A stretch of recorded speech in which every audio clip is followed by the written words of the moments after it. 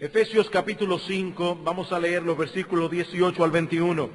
No os embriaguéis con vino, en lo cual hay disolución, antes bien sed llenos del Espíritu, hablando entre vosotros con salmos, con himnos y cánticos espirituales, cantando y alabando al Señor en vuestros corazones, dando siempre gracias por todo al Dios y Padre, en el nombre de nuestro Señor Jesucristo, y sometiéndonos unos a otros en el temor de Dios. El apóstol Pablo continúa tratando con el mismo tema general que inició en el capítulo 4, versículo 17. Los cristianos somos distintos de los no cristianos, esencial y radicalmente distintos, y eso debe ser manifiesto en todas las áreas de nuestra vida. Eso es lo que Pablo ha venido enfatizando una y otra vez a lo largo de toda esta sección que hemos estado estudiando en los domingos anteriores. Los cristianos no deben vivir como las personas del mundo, como aquellos que no conocen a Dios. Hemos sido transformados por su gracia, tenemos la luz de su palabra y ahora debemos actuar en consecuencia. ¿Qué pide Dios de nosotros? Que le imitemos a Él. Noten el capítulo 5, versículo 1. Sed pues imitadores de Dios como hijos amados. No sigan el patrón del mundo, dice Pablo, sino el patrón de Dios. Imiten a Dios.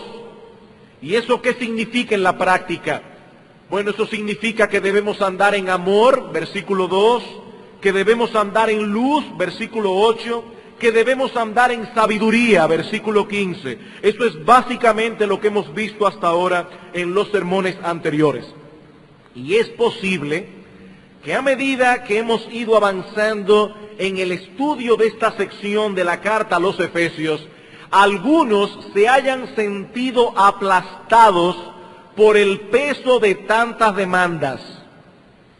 ¿Cómo puede un cristiano vivir a la altura de su llamamiento?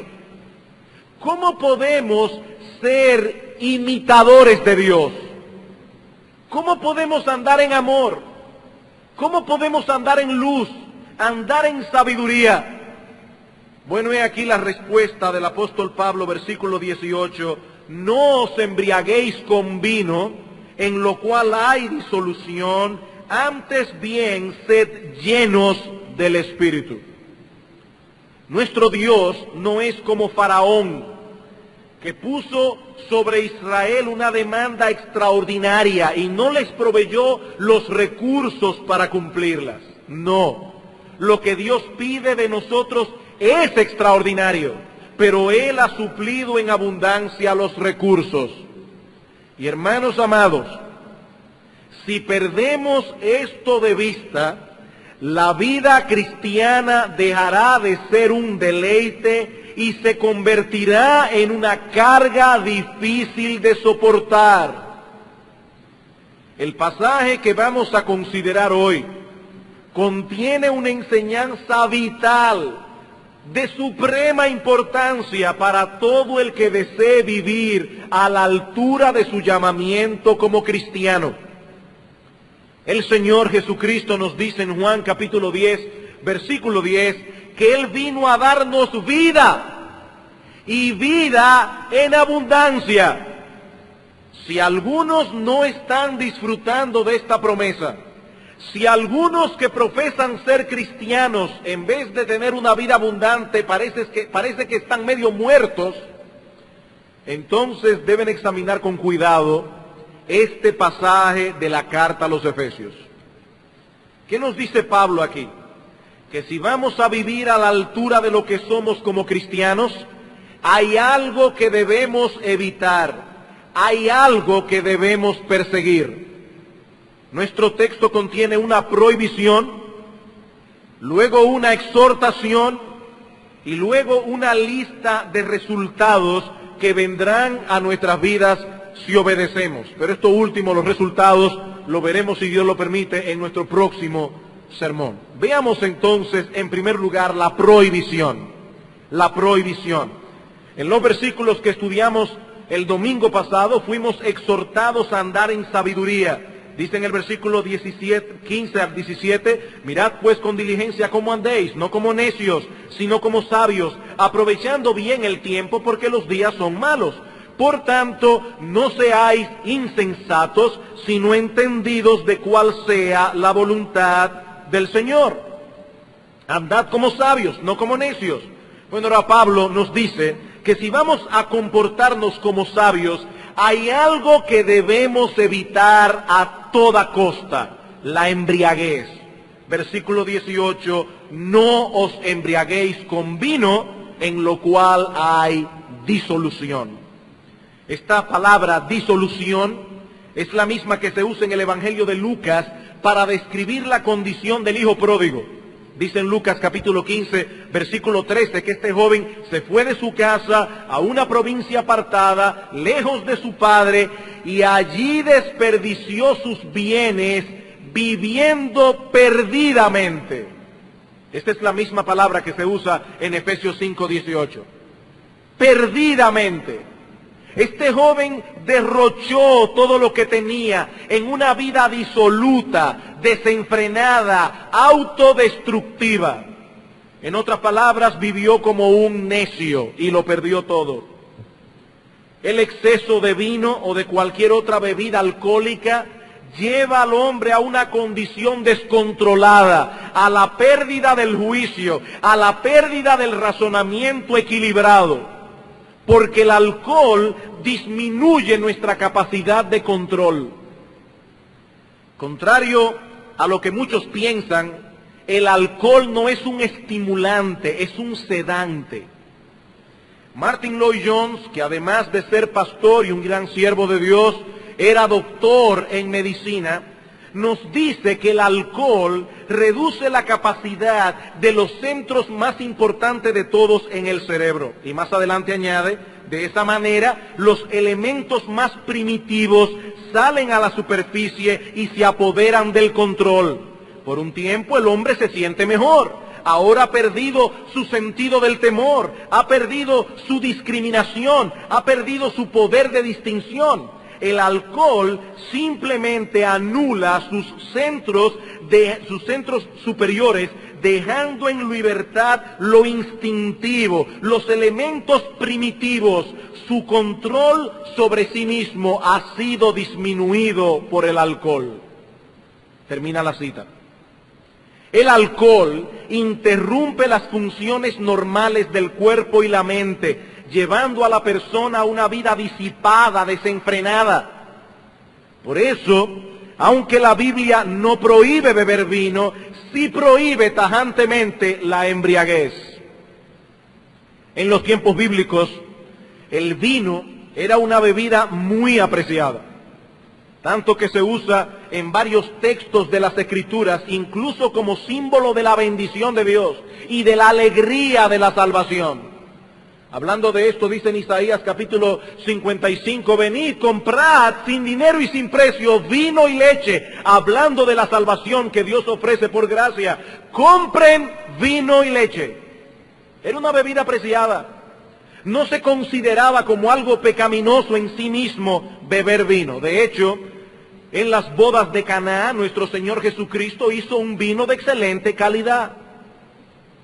Sin embargo, cuando ese vino se bebía en exceso, o demasiado puro, concentrado, o cuando era mezclado con ciertas hierbas para hacerlo más fuerte, el resultado era la pérdida de control, la embriaguez, y eso es precisamente lo que la Biblia condena fuertemente, el uso inadecuado del vino. Dice en Proverbios capítulo 20, versículo 1, que el vino es escarnecedor, literalmente burlador. Y la sidra, y la palabra que se usa en hebreo allí, no es la sidra que nosotros conocemos, la Biblia de las Américas traduce, y la bebida fuerte es alborotadora, y cualquiera que por ellos yerra no es sabio. ¿De qué está hablando Salomón aquí? Él está hablando del uso inmoderado del vino, de los que toman tanto que yerran, que tambalean. El vino en exceso no solo tiene el potencial de convertir al hombre en un burlador, sino que se burla de aquellos que abusan de él. Salomón dice, el vino es burlador. Los borrachos son llevados a pensar que son mejores cuando son peores. El vino se burla de ellos. El vino los lleva a pensar que están siendo más agudos de mente precisamente cuando son más tontos. Los hace sentir más felices cuando son más desgraciados. El que yerra de ese modo por la bebida, dice Salomón, no es sabio. Proverbios capítulo 23. Por eso es que Pablo dice, anden como sabios, no como necios, no os embriaguéis con vino. Porque el que usa demasiado el vino andará como un necio. Dice en Proverbios capítulo 23, versículo 19, oye, hijo mío, y sé sabio, y endereza tu corazón al camino. No estés con los bebedores de vino, ni con los comedores de carne, porque el bebedor y el comilón empobrecerán, y el sueño hará vestir vestidos rotos. No te asocies con ese tipo de personas, hijo mío, porque te arrastrarán con ellos a sus caminos y te llevarán finalmente a una vida miserable. Versículo 29. ¿Para quién será el ay? ¿Para quién el dolor? ¿Para quién las rencillas? ¿Para quién las quejas? ¿Para quién las heridas en baldes? ¿Para quién lo amoratado de los ojos? ¿Para quién está reservado todo esto? Para los que se detienen mucho en el vino, para los que van buscando la mistura. Noten aquí, las personas que mezclaban el vino con hierbas para hacerlo más fuerte. No mires al vino cuando rojea, cuando resplandece su color en la copa, porque se entra suavemente. La persona no se está dando cuenta de cómo está perdiendo el control, mas al fin como serpiente morderá y como áspid dará dolor. Tus ojos mirarán cosas extrañas y tu corazón hablará perversidades. Serás como el que yace en medio del mar. Él está hablando aquí de ese mareo que tiene el borracho. O como el que está en la punta de un mastelero y dirás, me hirieron, mas no me dolió. Yo ni me di cuenta cuándo fue que un camión me pasó por encima. Eso es al otro día. Me azotaron, mas no lo sentí. Sin embargo, después de sentir todo eso, el alcohol es tan poderoso que dice, cuando despertare, aún lo volveré a buscar. Qué increíble. Aún lo volveré a buscar. El profeta Isaías nos advierte también del peligro que representa el uso inmoderado del vino. Isaías capítulo 55, versículo 11. Ay de los que se levantan de mañana para seguir la embriaguez, que se están hasta la noche hasta que el vino los enciende. Y luego en el versículo 22 dice, ay de los que son valientes para beber vino y hombres fuertes para mezclar bebida. Una vez más, la Biblia advirtiendo, cuidado con las bebidas fuertes. Y más adelante en Isaías capítulo 28, versículos 7 al 8, dice el profeta, también estos erraron con el vino y con sidra se entontecieron. El sacerdote y el profeta erraron con sidra. Fueron trastornados por el vino, se aturdieron con la sidra, erraron en la visión, tropezaron en el juicio, porque toda mesa está llena de vómito y suciedad hasta no quedar lugar limpio. Hermanos, la embriaguez no es un juego. Se asocia en la Escritura con la inmoralidad, la disipación, la conducta desenfrenada. En el Nuevo Testamento se habla de la embriaguez como un pecado que es totalmente incompatible con la fe cristiana. De hecho, se dice claramente que los borrachos no entrarán en el reino de los cielos. 1 Corintios capítulo 6, versículo 9 al 11, Gálatas capítulo 5, versículo 19 al 21. No entrarán en el reino de los cielos. Y en 1 Corintios 5:11, Pablo nos dice que nosotros no debemos tener comunión cercana con ninguna persona que llamándose cristiano fuere fornicario, o avaro, o idólatra, o maldiciente, o borracho. Con el tal ni aún comáis. Esta conducta es incompatible con nuestra fe. Es una mancha, es una deshonra para el Evangelio que alguien profese ser un hijo de Dios y tenga esta clase de comportamiento. Ahora bien, en el texto que estamos estudiando hoy en la carta a los Efesios, el énfasis de Pablo no se encuentra tanto en el aspecto negativo de la embriaguez, sino más bien en el aspecto positivo de la llenura del Espíritu. De hecho, es muy probable que la razón por la cual Pablo introduce este pecado específico aquí es para hacer un contraste. Efesios 5:18, una vez más: no os embriaguéis con vino en lo cual hay disolución, antes bien, sed llenos del Espíritu Santo. ¿Cómo nos embriagamos de vino? Bebiendo vino, bebiendo vino, bebiendo vino, bebiendo vino, hasta que nos llenamos de vino. Dice Pablo, no os embriaguéis con vino, sed llenos del Espíritu Santo.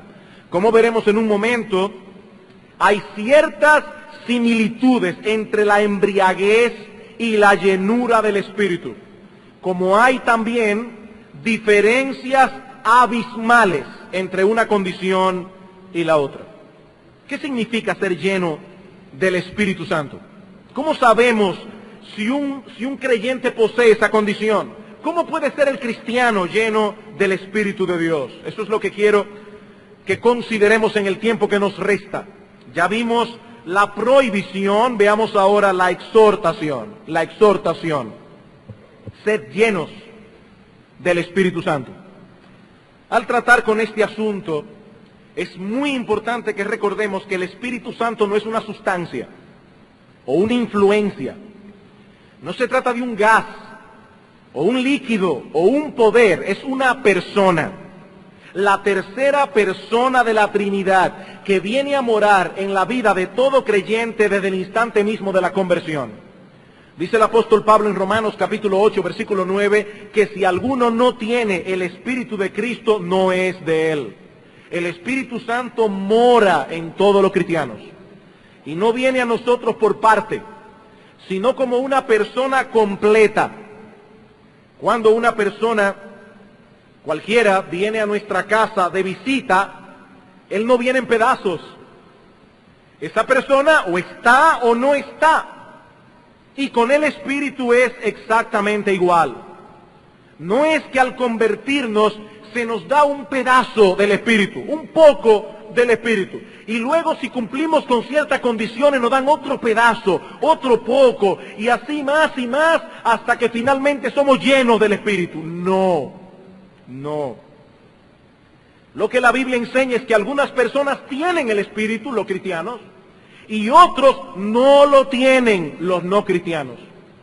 Juan capítulo 14. Juan capítulo 14,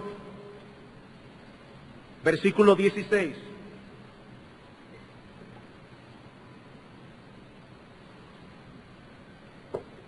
Dice el Señor Jesucristo aquí: yo rogaré al Padre y os dará otro consolador para que esté con vosotros para siempre. ¿Quién es ese consolador? El Espíritu de verdad, al cual el mundo no puede recibir, porque no le ve ni le conoce. El mundo no puede recibir al Espíritu, ustedes sí, pero vosotros le conocéis, porque mora con vosotros y estará en vosotros. No os dejaré huérfanos, vendré a vosotros. Vendré a vosotros en la persona del Espíritu.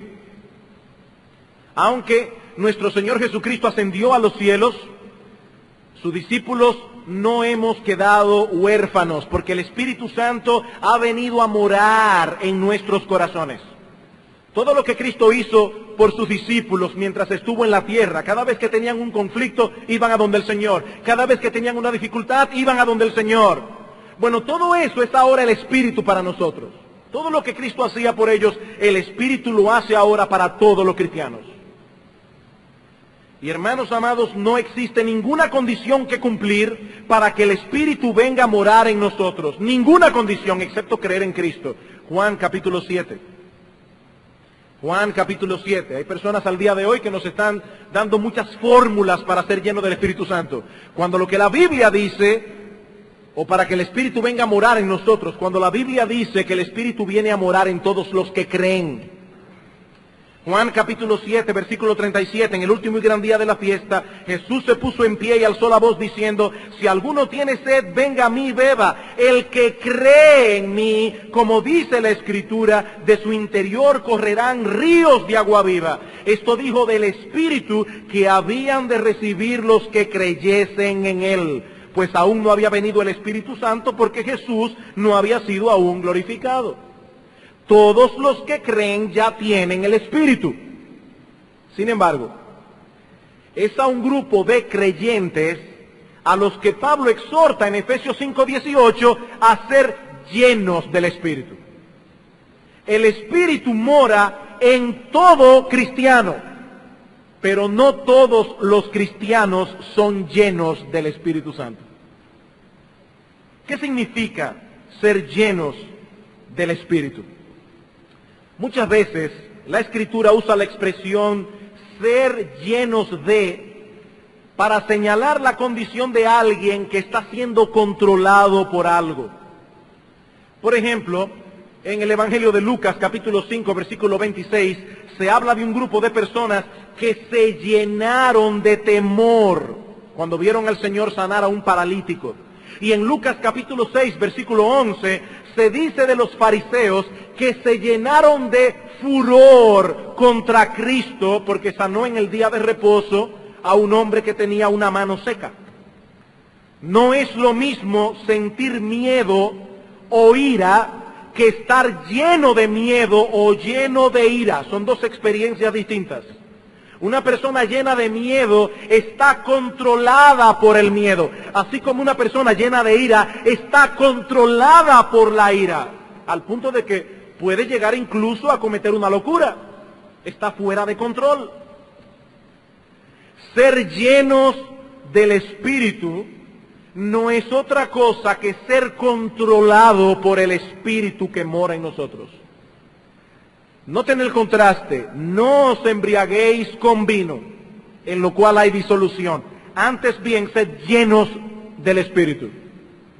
Lo que sucede con una persona cuando se emborracha es que ha tomado tanto alcohol que su influencia lo domina. Este hombre está bajo el efecto de la bebida. Lo que Pablo nos dice aquí es que los cristianos no deben dejar que eso ocurra. No debemos permitir que el alcohol, ni ninguna otra cosa, nos influencie de ese modo, sino que debemos dejarnos controlar por el Espíritu. Así como la bebida afecta la mente, el corazón, la voluntad, así debemos ser afectados por el Espíritu, en nuestra mente, en nuestro corazón, en nuestra voluntad. Esa es la similitud entre la borrachera y la llenura del Espíritu Santo. Pero ahí se para la similitud. Como decíamos hace un momento, también existe entre ambas una diferencia abismal. La persona ebria pierde el control de sí mismo, mientras que uno de los frutos del Espíritu es el dominio propio. Dice Pablo en Gálatas capítulo 5, versículo 22, que el fruto del Espíritu es amor, gozo, paz, paciencia, benignidad, bondad, fe, mansedumbre, templanza, dominio propio, autocontrol. Es la idea de esta palabra. Y en 2 Timoteo 1:7 Pablo nos dice una vez más que Dios no nos ha dado espíritu de cobardía, sino de poder, de amor y de dominio propio. Muchas personas al día de hoy entran en una especie de trance emocional y comienzan a comportarse como si estuvieran fuera de sí. Parece que están locos. Y nos dicen que eso es una evidencia de que están llenos del Espíritu. Nada más lejos de la realidad.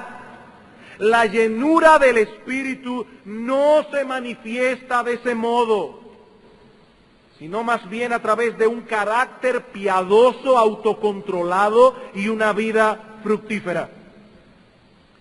Lo que hace el Espíritu Santo en nosotros es tomar nuestras facultades y ponerlas a funcionar adecuadamente.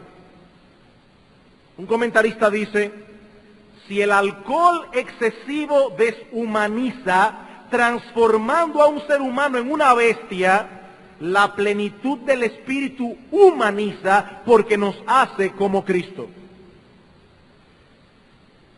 Hace un momento decíamos que el alcohol es un sedante. Martin Lloyd-Jones dice que si él tiene que colocar al espíritu en un texto de farmacología, lo pondría entre los estimulantes. El alcohol es un sedante, el espíritu es un estimulante. El espíritu estimula nuestra mente, nuestro corazón, nuestra voluntad. En vez de adormecerlos, los despierta. Ser llenos del Espíritu Santo es permitir que Él estimule en nosotros el amor a Dios, la obediencia, la adoración, el servicio. Por eso en la Biblia se conecta, se asocia la plenitud del Espíritu con rasgos de carácter piadoso. No con un temblor, no con una forma alocada de ser, con un carácter piadoso. En Hechos capítulo 6, versículo 3, en el contexto de la elección de los primeros diáconos, los apóstoles exhortan a la multitud de discípulos a buscar 7 varones de buen testimonio, llenos del Espíritu Santo y de sabiduría. Llenos del Espíritu Santo y de sabiduría. Si una persona en un momento dado se comporta como un necio, no está siendo lleno del Espíritu Santo. Si parece un loco, no es el Espíritu. No es el Espíritu. Y luego en el versículo 5 se menciona a Esteban de manera particular y se nos dice que era un varón lleno de fe y del Espíritu Santo. Y más adelante en Hechos capítulo 13, versículo 52, se dice de los discípulos de Antioquía, la iglesia de Antioquía, que estaban llenos de gozo y del Espíritu Santo. Noten que el énfasis está en el carácter de la persona. Y lo mismo vemos en otros textos de la Biblia, que aunque no mencionan la llenura del Espíritu explícitamente, sí hacen referencia a una vida espiritual abundante que solo puede ser producida por la plenitud del Espíritu en nosotros. Por ejemplo, en Romanos capítulo 14, versículo 17, Pablo nos dice que el reino de Dios no consiste en comida ni bebida, sino en ¿qué? En justicia, paz y gozo en el Espíritu Santo. Y luego en Romanos capítulo 15, versículo 13, Pablo añade, y el Dios de esperanza os llene de todo gozo y paz en el creer, para que abundéis en esperanza por el poder del Espíritu Santo. En 2 Corintios 7:4, Pablo habla de ser lleno de consolación y de sobreabundar de gozo, aún en medio de las tribulaciones. Y por los colosenses, Pablo pide en oración que seáis llenos del conocimiento de su voluntad, en toda sabiduría e inteligencia espiritual, para que andéis como es digno del Señor, agradándole en todo, llevando fruto en toda buena obra y creciendo en el conocimiento de Dios, fortalecidos con todo poder conforme a la potencia de su gloria, para toda paciencia, longanimidad y gozo. Ese es el efecto que produce en el cristiano la llenura del Espíritu. No un calambre, no. Buen testimonio, sabiduría, fe, un gozo que sobreabunda, paz, esperanza, consuelo, bondad, conocimiento de Dios, fructificación, paciencia, longanimidad, en cualquier circunstancia. Es lo mismo que tenemos en nuestro texto en Efesios 5. Como hemos visto ya en Efesios 5:18, Pablo menciona la llenura del Espíritu en medio de una amplia sección que trata con el comportamiento del cristiano en el mundo. ¿Y cuáles son los resultados que cosecharemos en nuestras vidas si somos llenos del Espíritu? Bueno, Pablo menciona el gozo, la gratitud, una comunión edificante, sumisión mutua. Eso lo veremos con detalles el domingo próximo. Eso es lo que produce en el creyente la llenura del Espíritu. Amados hermanos, es imposible vivir la vida cristiana abundante que Cristo ofrece sin ser llenos del Espíritu. Esa llenura es imprescindible para el gozo cristiano, para la adoración espiritual, para el servicio fiel, para la obediencia constante. No podremos andar como es digno de la vocación con que fuimos llamados. No podremos vivir a la altura de lo que somos como cristianos. No podremos ser imitadores de Dios, andar en amor, andar en luz, andar en sabiduría si no somos llenos del Espíritu. No podemos. Nuestro Señor Jesucristo dijo a los discípulos en el aposento alto: separados de mí nada podéis hacer. Y Él mora en nosotros por su Espíritu. Fuera de su influencia quedamos reducidos a nada. Si hay algo que necesitamos con urgencia en nuestras vidas, es ser llenos del Espíritu Santo. Me imagino que ya muchos deben estar haciéndose la pregunta: ¿y cómo? Está bien, ya me convenció, pastor. Ahora, ¿cómo puede un creyente ser lleno del Espíritu? Para responder esa pregunta, es de suprema importancia que examinemos nuestro texto con más detenimiento. Hay varios detalles allí que si los leemos rápidamente los vamos a pasar por alto. En el texto de Efesios 5:18, no nos vamos a salir de ahí. En primer lugar, hermanos, quiero que noten que estas palabras fueron escritas en modo imperativo. Es un mandato lo que tenemos aquí: sed llenos del Espíritu Santo. No es un consejo, no es una opción, es una orden dada a nosotros por el apóstol Pablo bajo la inspiración del mismo Espíritu Santo. Mis hermanos queridos, es la voluntad expresa de Dios que tú y yo, si somos cristianos, seamos llenos del Espíritu. En segundo lugar, y estrechamente ligado al punto anterior, es obvio que los cristianos juegan un papel responsable y activo en este asunto.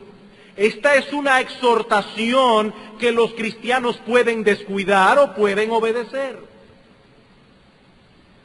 Amados hermanos, debemos insistir una vez más en algo que hemos dicho en este púlpito muchas veces. El cristiano no es un robot. Es un ser humano responsable. Es él quien debe decidir no llenarse de vino ni de ninguna otra cosa sino del Espíritu Santo. Porque Pablo dice: sed lleno del Espíritu. A los cristianos se los dice. En tercer lugar, quiero que noten también que este imperativo está en plural. Que Pablo se dirige aquí a todos los creyentes de la iglesia de Éfeso, y no a un grupito de cristianos súper espirituales que había en la iglesia. No, Pablo dice: sed todos llenos del Espíritu. Algunos creyentes parecen pensar que deben contentarse con una vida cristiana mediocre y dejar que ciertas personas alcancen un nivel de espiritualidad que ellos no pueden ni soñar. Eso no es para mí. Eso es para los pastores, para los diáconos y para ciertos hermanos de la iglesia, pero no para mí. Yo soy un cristiano común y corriente. Bueno, eso no es lo que el apóstol Pablo dice aquí. A todos los hermanos de la iglesia Pablo les da el mandato: tienen que ser llenos del Espíritu Santo. Por eso es que más adelante Pablo abarca a todos los miembros de la iglesia cuando habla de los frutos que producen los cristianos la llenura del Espíritu. A todos. Las esposas deben someterse a su marido, los maridos deben amar a sus mujeres como Cristo amó a la iglesia, los padres deben criar a sus hijos en la disciplina y amonestación del Señor, los hijos deben someterse a sus padres, los siervos, los amos. Todos deben ser llenos del Espíritu para poder hacer eso.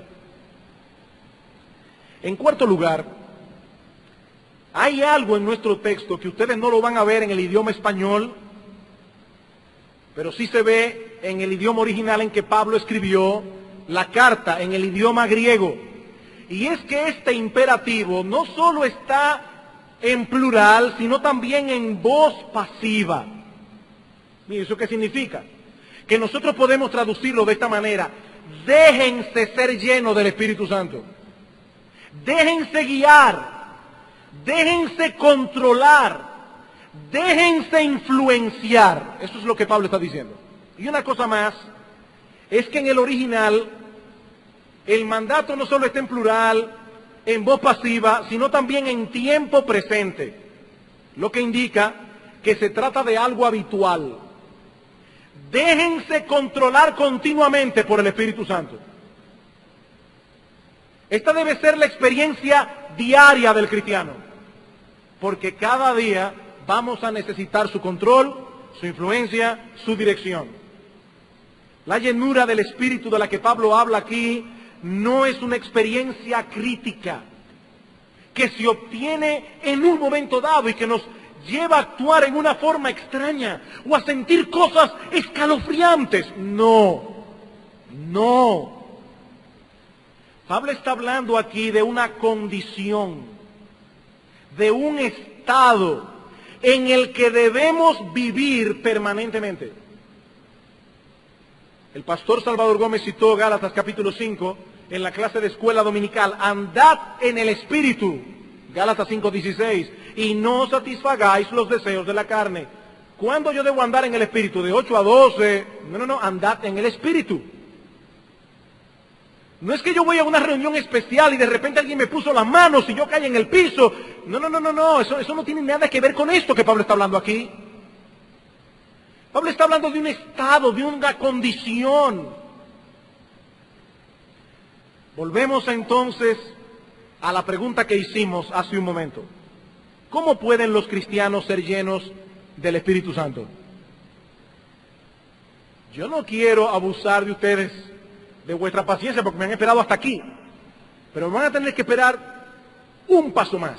Permítanme, antes de decirle cómo, darles dos cosas negativas que debemos evitar para ser llenos del Espíritu. Dos cosas negativas, luego veremos la positiva. Si queremos ser llenos del Espíritu, debemos evitar a toda costa contristar al Espíritu. Eso es evidente. Dice en Efesios capítulo 4, versículo 30, no contristéis al Espíritu Santo de Dios, con el cual fuisteis sellados para el día de la redención. El Espíritu Santo es una persona divina que habita dentro de mí. Va con nosotros a todas partes. Cuando estás manejando el carro, cuando estás viendo televisión, cuando estás oyendo música, el Espíritu Santo va contigo. Y esto es algo que tristemente los cristianos tendemos a olvidar. Yo debo cuidarme de lo que veo, debo cuidarme de lo que oigo, debo cuidarme de lo que hago, debo cuidarme de lo que hago, de los lugares que visito, para no contristar al Espíritu Santo que mora en mí. ¿O no sabéis que vuestro cuerpo es templo del Espíritu Santo, dice Pablo en 1 Corintios capítulo 6, el cual está en vosotros, el cual tenéis de Dios y que no sois vuestros? Mi hermano, ¿qué tú haces cuando un huésped distinguido va a tu casa? Que tú estás muy consciente de eso. Y si tiene niños pequeños y el huésped no ha salido de su cuarto, tú le dices, bajito, que fulano está durmiendo, no ha salido de la habitación. Estás muy consciente de que hay un huésped ahí. Bueno, hermano, nosotros debemos estar conscientes de que el Espíritu Santo está en nosotros. A veces olvidamos esta gloriosa realidad. Cristo nuestro Salvador mora en nosotros por su Espíritu. Si queremos ser controlados por Él, debemos cuidarnos de no entristecerlo.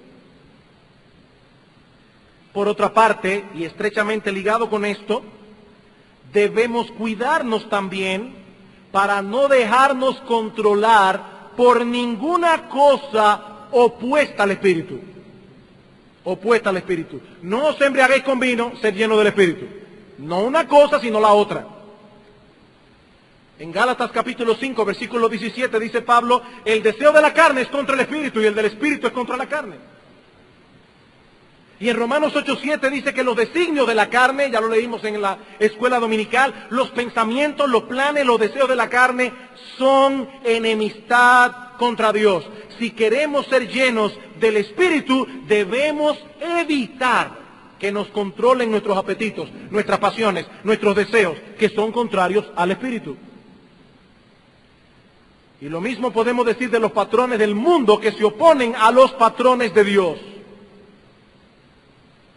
Ser controlado por cualquiera de estas cosas es exactamente lo opuesto a ser llenos del Espíritu. Mis hermanos, el vino y las bebidas embriagantes no son las únicas cosas que pueden controlar a un cristiano. Son muchas las ideas, los conceptos, las filosofías que tratan de controlarnos día tras día. Deseos y apetitos y pasiones con las que tendremos que luchar si queremos ser llenos del Espíritu. Pero ese es el aspecto negativo de la llenura. ¿Qué podemos decir positivamente? ¿Qué debemos hacer para ser llenos del Espíritu? Nuestro texto lo sugiere. Pablo dice, mirad con diligencia cómo andéis, no como necios, sino como sabios. En el versículo 17, sed entendidos de cuál sea la voluntad del Señor.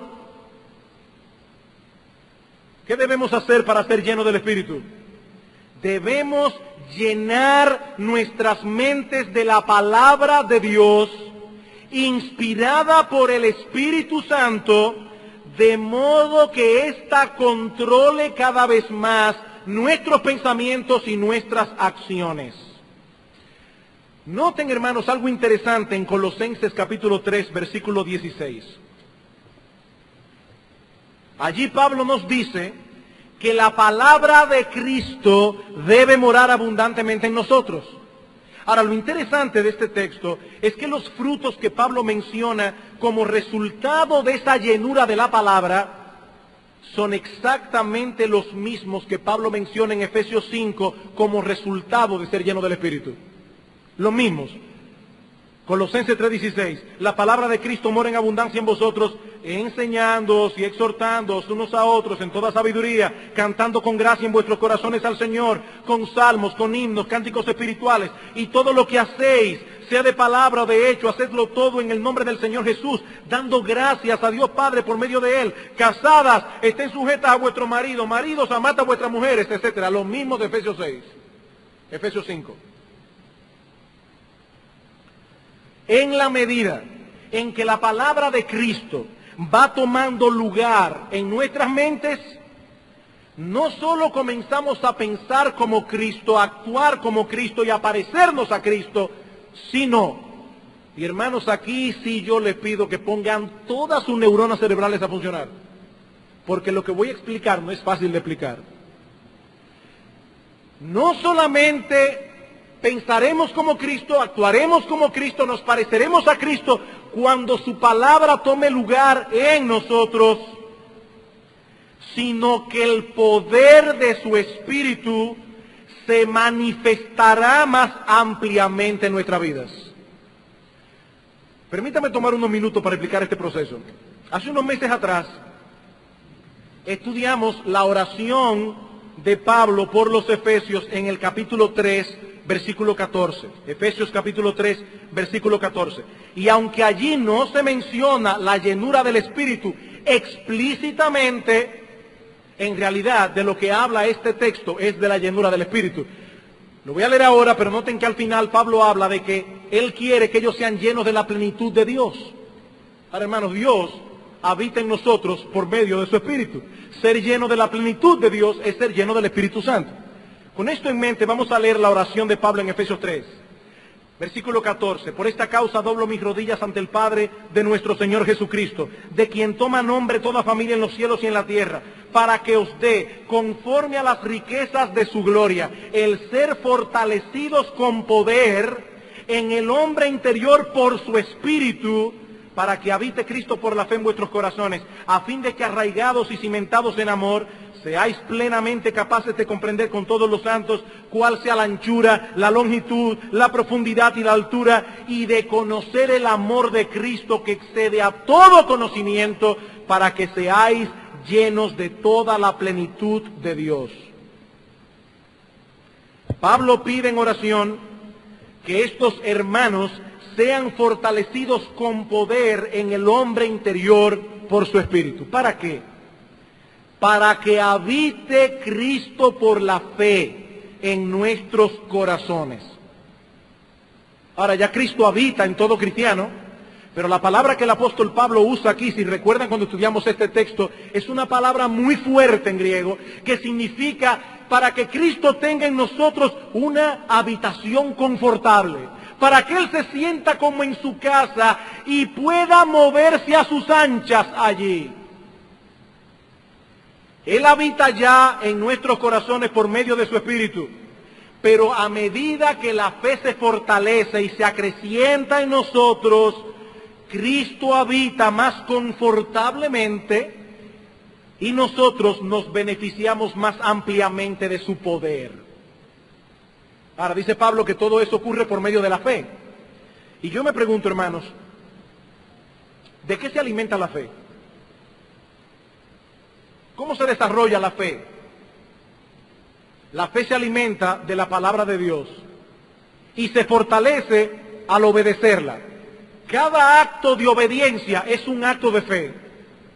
Es un acto de fe. Yo le estoy creyendo a Dios, no a mis deseos. Yo le estoy creyendo a Dios, no al mundo. Es un acto de fe. Por lo tanto, para que Cristo habite confortablemente en nuestros corazones, para que Él se sienta a sus anchas, para que su poder se manifieste ampliamente, debemos conocer su voluntad y, amparados en su gracia, someternos a ella. En la medida en que la palabra de Cristo nos llena, sus pensamientos vienen a ser los nuestros, sus estándares nuestros estándares, su voluntad nuestra voluntad. De ese modo la morada de Cristo es más confortable y el poder de su Espíritu se manifestará más palpablemente en nuestras vidas. Vayamos una vez más a Colosenses capítulo 1. Colosenses capítulo 1.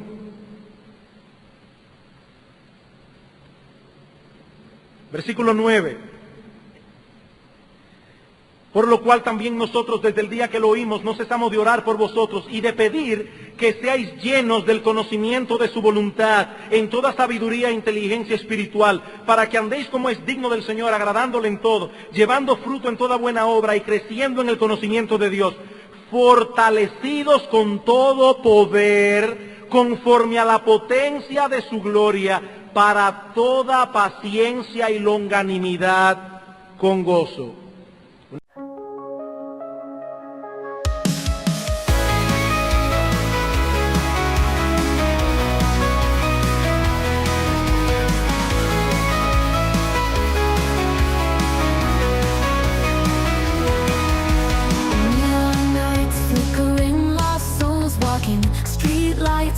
Tune of ghost whispers, city dreams buried under cold steel. Heartbeats echo through empty alleyways. Shadows dance in holographic twilight. Silent screams beneath the cracked surface. Electric scars on concrete veins pulsing. Digital ghosts haunting these broken streets. Lights fade, whispers scream, lost in static haze. Voices echo longing, traces in the air.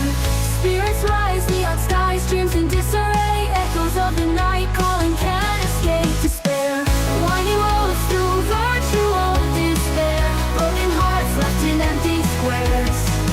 Faceless eyes watching from down corners. Synthetic love disintegrates like morning fog. Shadows dance in holographic twilight. Silent screams beneath the cracks of faded moon. Lonely hearts trapped in mirror reflections. Lifeless eyes staring into neon gloom. Lights fade, whispers scream, lost in static haze. Voices echo longing, traces in the air. Spirits rise, neon skies, dreams in disarray. Echoes of the night calling, can't escape despair. Winding roads through virtual despair.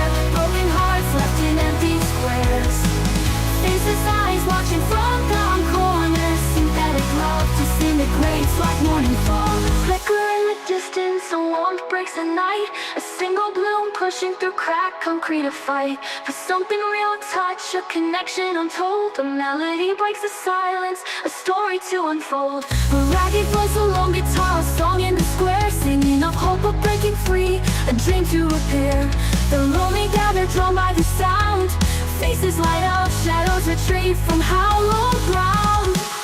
Lights flicker, whispers rise above the static fight. Voices join the chorus, the symphony takes flight. Spirits soar, neon sky, dreams ignite the night. Echoes of the night calling, can it still us in the light?